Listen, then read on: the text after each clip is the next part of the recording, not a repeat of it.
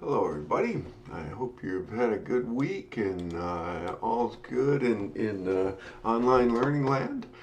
Today, we're going to go over just a few things here. I think it'll be kind of interesting, and my goal is to help you to focus on some of the best practices around developing visualizations and using the data that you have in the most effective way that you can. So, why don't we get started? Announcements. I meant to put the announcements on here, and basically the announcements are just that we've got some assignments coming up. You've got something due on Friday, and then next week we're going to start on the last project that I described for you, and that's the health and or ecology project. Now, I've been trying to give you more latitude with each of the projects that we've worked on. And so this next one, I want to give you even more latitude. We're going to be talking about health data in class, and we're going to be talking about epidemiology. We're going to be talking about health visualizations and health informatics. But if you want to take the project in a different direction, that would be fine. So if you want to do more along the lines of ecology and look at bird migration patterns or something like that, and not health informatics, that's okay. You're going to have to just make that decision as you go. Now, hopefully, you're working through using Azure DevOps to keep yourselves organized as teams, and you're getting used to keeping Azure DevOps up to date with all the changes that you've made and the progress that you've made to completing this next project, the crime data project. I hope you're enjoying it. Just a goofy note on the side here. In class, I played the Jim Croce song, or at least for first few seconds, the Jim Croce song "Bad Bad Leroy Brown" from 1970. You go ahead, ask your grandparents, and they'll remember it. And it basically starts out with saying, on the south side of Chicago, it's the baddest side of town. So if you want to take a recommendation from the early 70s, maybe even late 60s, then you'll know that the south side of Chicago is probably not the best place in the world to put an apartment development. So anyhow, just a little aside there. So today we're going to talk about creating effective visualizations, and there's a couple of sides to doing this. And on the one side, you have to think about what's the best chart that I have, what's the best graphic element that I can use to display the information that I need to display. But there's another side to it too, and that's thinking about more about what's the goal of your visualization and where are you going with what you're trying to show. So this is a neat little graphic element that can help you to get a feel for a couple of things. Most of all, things like keeping it simple, thinking about the different types of data that you have, whether continuous or categorical data, and those kind of things are going to determine in large part what the scope of options you have for different kinds of visualization is going to be. So if, like most data, you start with something like this, just raw data. Here we have revenue in thousands by event type. And we've got 1, 2, 3, 4, 5 different event types, and we can see that some events are more profitable in terms of revenue. We don't know about expense, of course, but in terms of they generate more revenue than others. And you can just kind of look at this and say, gee, we should do more weddings than proms. Proms look to be the least profitable for our facility. Weddings seems to be the most profitable, and holiday parties seem to be the second most. But there's that one fundraiser on New Year's Eve that really, came out as generating the most revenue for our facility. So, how do we take the complexity that we see in this raw data and turn it into a visualization that will help people get a better understanding of what we're trying to show with this data? So the question becomes, which graph would you use? Well, we could use vertical bars, and we could show average revenue over time, and we could compare our different categories, weddings versus fundraisers and proms and blah, blah, blah. And, those vertical bars work for us because of the type of data that we have and the potential for the kinds of decisions that need to be made with that data. On the other hand, we could look at lines displayed by type. And, that looks a little hokier from just given the kind of data that we're showing. But it does show that some event types are just more reliable than others. We could use lines displayed by year. We've got that year information. Is that what we want to display? Is it the year that comes across as the most important decision topic that comes across here? Or we could combine the graph with the table to show all of our data all at once. And all of those are useful things to show. But it depends a lot on what we want to, what's our goal in doing this kind of work. But in terms of how to get this all done, the key to all of this is give it a try. Don't settle for the first attempt that you come up with to display your data. Iterate on it. Try different things. It takes time to find the graph that creates an aha moment for your audience. And of course, that's the goal, to communicate to the audience, not to yourself. The graph that works for your audience may not be the same one that works for you. And so try different options, see what they look like. Talk to people, you've got a team, so that should make it a lot easier for you to show the other members of your team what you're thinking about and get their feedback. So questions to ask yourself when you're looking for how to organize and how to display your data is things like, what's the story that your data is trying to deliver? What are you trying to show with this? And that's going to come from people like the people that you work for, the sponsor for your project, or the company that you're contracted to. What are you trying? What's the data trying to deliver? Is your data collected to find trends over time, to compare different options? And they may be all projections, or they may be based on past experience. Is it showing some sort of distribution? Or is it used to observe the relationship between different value sets? Those are all different types of stories that your data may be trying to deliver. And then, who will you present your results to? How best to present your data is heavily influenced by who you're presenting them to. If you're presenting to a bunch of engineers, those engineers are usually pretty comfortable with math. They're comfortable with working with numbers. They're comfortable in that sort of display of information.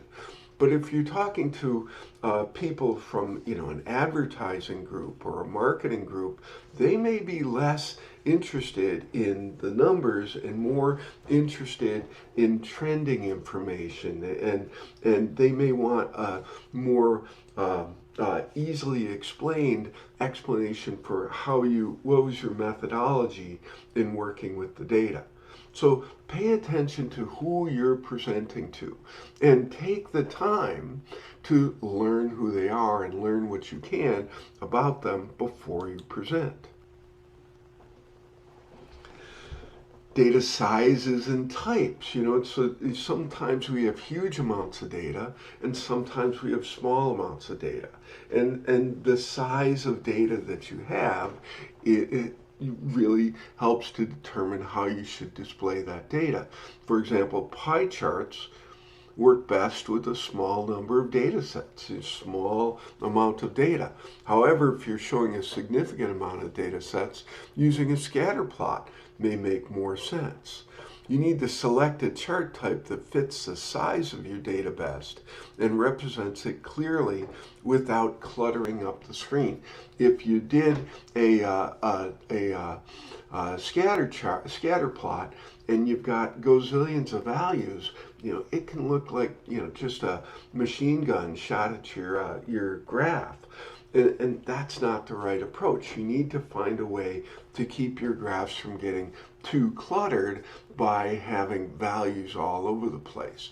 And if that was the case, your scatter plot had lots and lots and lots and lots of points on it, then you may want to show trend lines also, and so that your audience can concentrate on the trend line more than the individual data points, and trying to make their own sense out of is there any trend in the scatter plot by actually giving them a graph that shows the trend in that scatter plot. And then what type of data do you have? There's lots of different types that you can have, everything from descriptive data to continuous data to qualitative data or categorical data. All of those are going to take different ways to display the information. Remember, descriptive data is just trying to describe some sort of event and what's the best way to describe that. Continuous data is that it represents a point along a continuous curve so that there's no breaks in the action. There's a continuity to the data that you're trying to display. Qualitative data, on the other hand, is much more difficult to display in graphic elements, but it's still done. The qualitative data comes across from studies kind of like ethnographies and where you have the researcher being acknowledging their role as part of the study and how they represent what their interests are in terms of the overall study that they're doing. And that's a course in and of itself. And I hope that you get a chance to take a qualitative analysis course, because it's really pretty interesting stuff. Then categorical, that's this data is part of this category and this data is part of this category, and there's no continuity between those categories. Categorical data is, this is a red car and this is a blue car. If you're trying to graph the number of red cars versus the number of blue cars, there's no combination of red and blue cars. And red and blue combined would make, I'm no good at colors, but somebody knows. And so, if you were to combine the reds and the blues, you'd get some sort of color, but that's not how you do it. We've got these different categories of cars. What color is a car? That the data that comes out of there is going to be categorical. If you have continuous data, you need to go with the line chart of some sort or another. But if you have categorical data, then using a bar chart or a pie chart may be a good idea. But it depends on the type of data. It also depends on what are you trying to show. How do the different elements of your data relate to each other? Is your data order based on some factor, time, size, type, whatever, or a correlation between different variables? Is your data time series, data that changes over time, or is it more of a distribution at a moment in time? Those are all different kinds of data that need to be displayed in different ways. Now we're going to go through some different types of charts, and you would think that there was a gazillion different types of charts, but there's really not that many. We're going to, I think it's 7 that we'll talk about here. There aren't that many more. And so when you think about the 7 basic types of data that we have, charts that we have, we can come up with the best way to what the best type of data to show based on the chart type. So bar charts. When do we use bar charts? Well, comparing parts of a bigger set of data, highlighting different categories, or showing change over time is a good way to do it. If you have long category labels, bar charts offer lots of space for that. If you want to illustrate both positive and negative values in the data set, you can do that with bar charts. You've got lots of different options with bar charts for the right kind of data. This is mostly categorical data because the value needs to fit in only one of these bars, not several at the same time. Now, when's the best time to avoid bar charts? Well, if you have multiple data points that you want to display in one chart, or if you have many different categories. So if you're going to have 20 different bars, that's probably not the right way to display your data. Bar charts are better, and your display is going to look more organized and more concise if you have 10 or fewer bars to include in your bar charts. So think about that as you go. Pie charts. Pie charts can be abused. You have to be very careful, particularly, well, with any of these charts when it comes to using 3D. 3D usually just blurs the values so that you really can't see what your users can't see what you want them to see. But pie charts are especially able to be abused in this regard. So when to use pie charts? When you show relative proportions or percentages of a whole data set. The whole is the pie. We want to show the proportions that come out of that pie.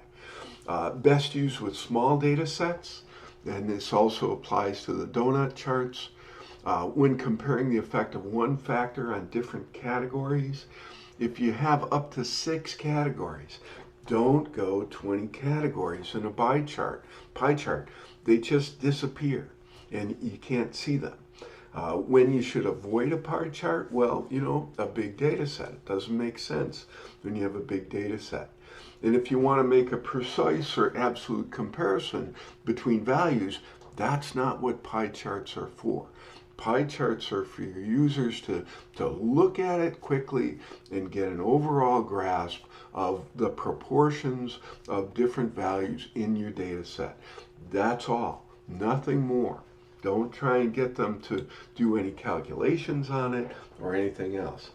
Line charts are very, very different from these other kinds of charts. Line charts are best used for continuous data sets that change over time. So most of the time your x-axis is going to be time. Most of the time it's going to be time. I didn't think about that until I said it. And your y-axis, that's going to be whatever value it is that you want to display. Now, the examples that we have here, we've got very abrupt changes in our line. But of course, line charts don't have to do that. Since we're graphing continuous data, you may have a nice smooth curve in your line chart. And especially if you have a bunch of data that can give you a whole bunch of points that can smooth out your display. Use if your data set is too big for a bar chart, if you want to display multiple series for the same timeline, if you want to visualize trends instead of exact values. You don't use line charts for exact values because people have to trace the values back to the X and the Y axes to see what's going on. When to avoid? Well, line charts work better with bigger data sets. So if you have a small one, use a bar chart instead. But if you've got a big data set, lots of values in it, line charts work really well for that. Scatter plots. Scatter plots are useful, but they're not great in some situations. So when to use a scatter plot? If you want to show correlation and clustering in large data sets, that's what scatter plots are useful for. If you want to show that we've got a whole bunch of values up in this upper right-hand quadrant of our graph, we can show that there's a whole bunch of values there compared to a smaller number of values in the lower left-hand quadrant. That's a good use of a scatter plot. If your data set contains points that have a pair of values, that's what scatter plots graph.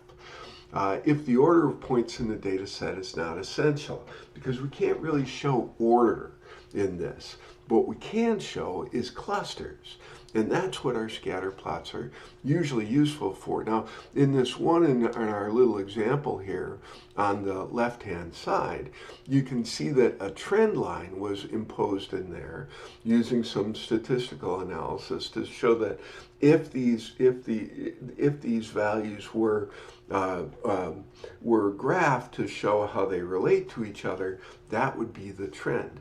And that gives a nice way to add some order to your scatter plot.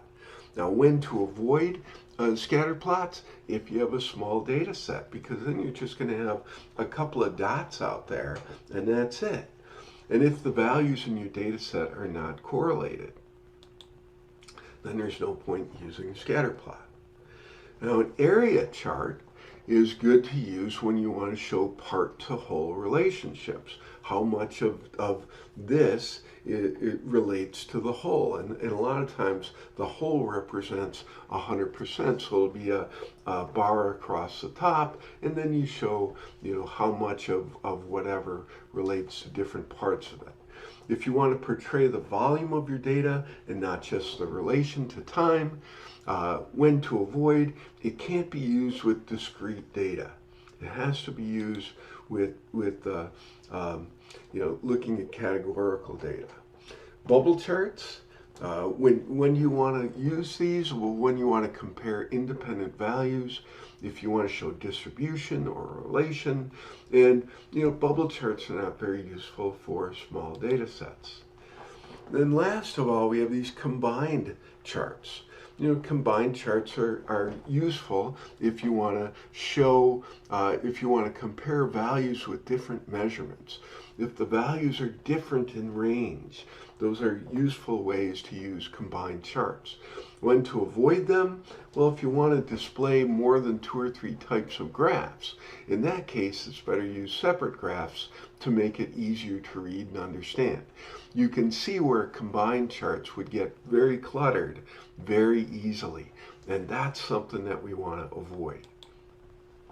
So a summary for this: if you have categorical data, use a bar chart if you have more than 5 categories, or a pie chart if you have less than 5 categories. If you have nominal value, use bar charts or histograms if your data is discrete, or line/area charts if it's continuous.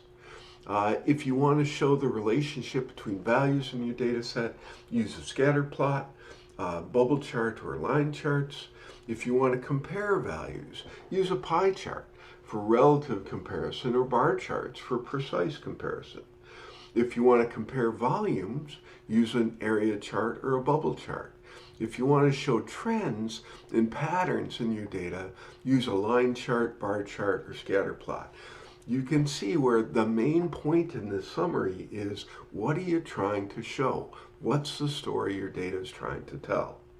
And then finally, always aim for simple visualizations rather than complex ones. The goal of visualizing data is to make it easier to understand and read, so avoid overloading and cluttering your graphs. Having multiple simple graphs is always better than one elaborate graph.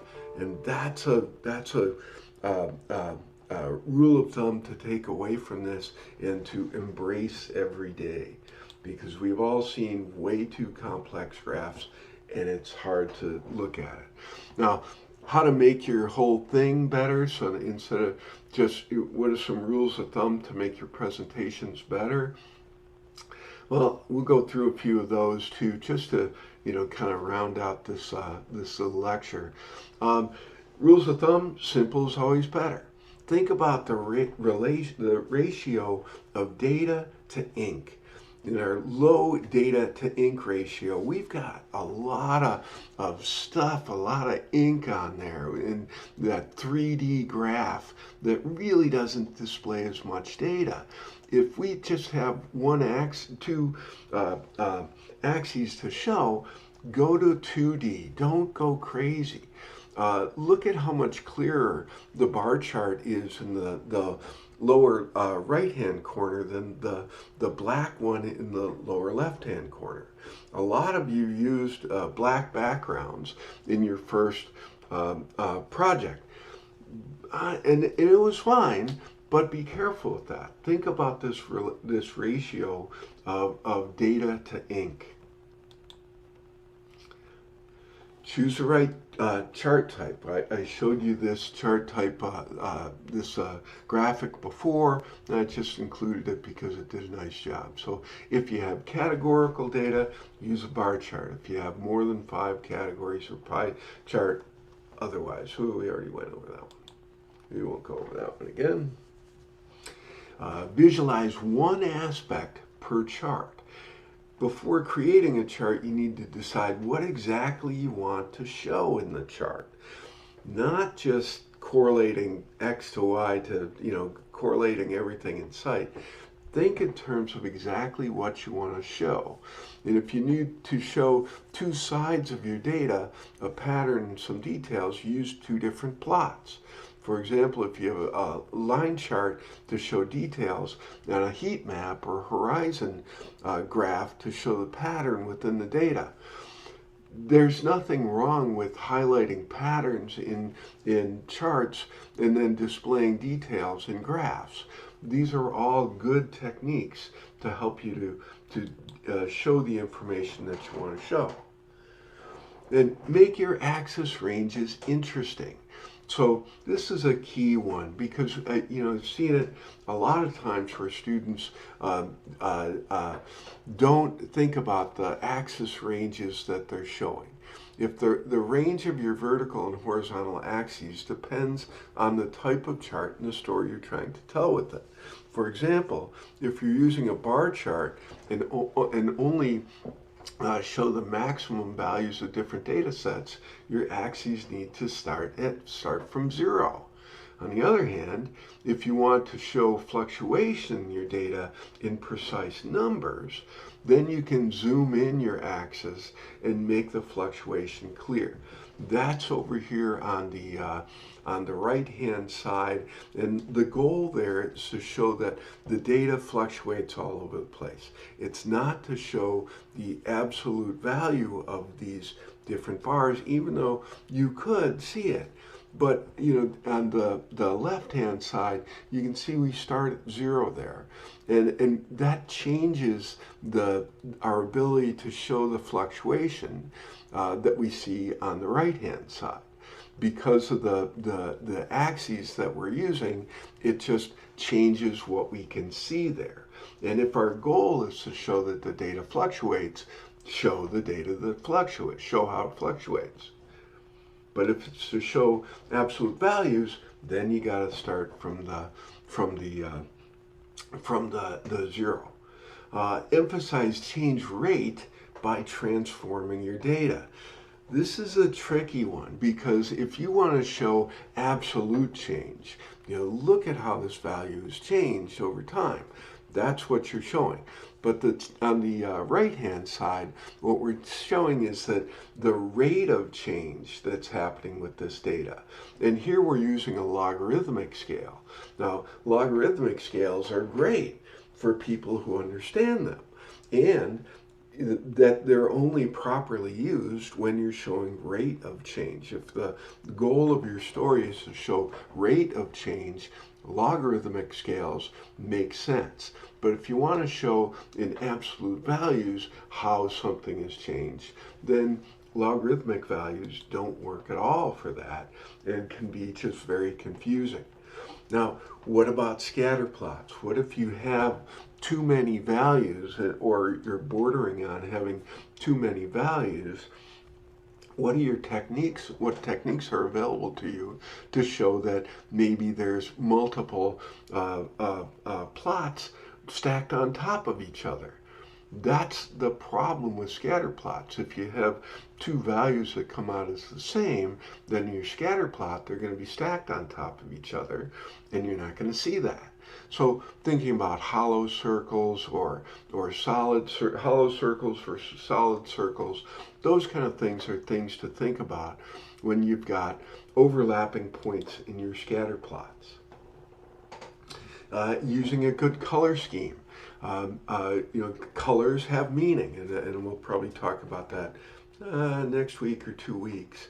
And some colors are very calming, and some colors are designed to draw your attention. Use the right color scheme, and pay attention to this color scheme that you're going to use.